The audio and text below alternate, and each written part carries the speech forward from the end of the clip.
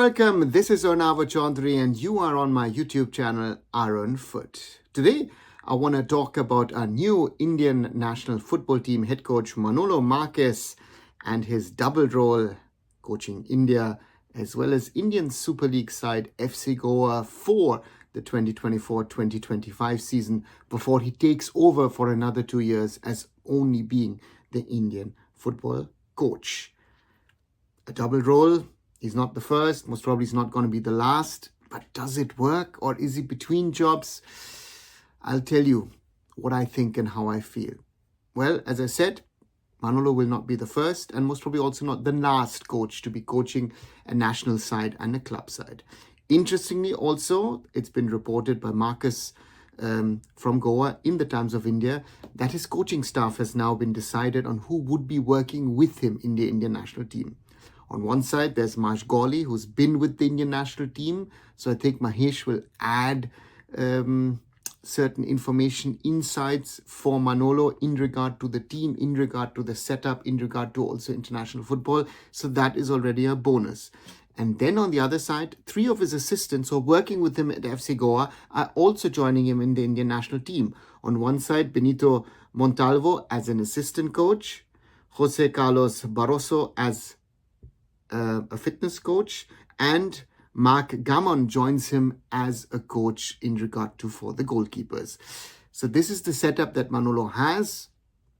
And as said, he's not the first to be working as a club and national team coach. The most famous ones most probably would be Rinus Michels in 1974, who coached Barcelona, as well as the Dutch national team reaching the World Cup final in Germany, in West Germany at the time. And then, of course, Sir Alex Ferguson coaching FC Aberdeen as well as Scotland in 1986 before, of course, he went to his stint, his very successful stint at Manchester United.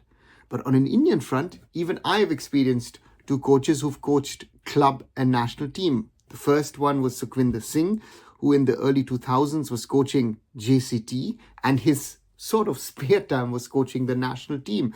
Again, in those days, the calendar wasn't as strict. Indian football was a lot more flexible, so you could push around dates, made it quite easy. The second one was in 2011, Armando Colasso, who coached Dempo Sports Club very, very successfully, and then also coached the Indian national team.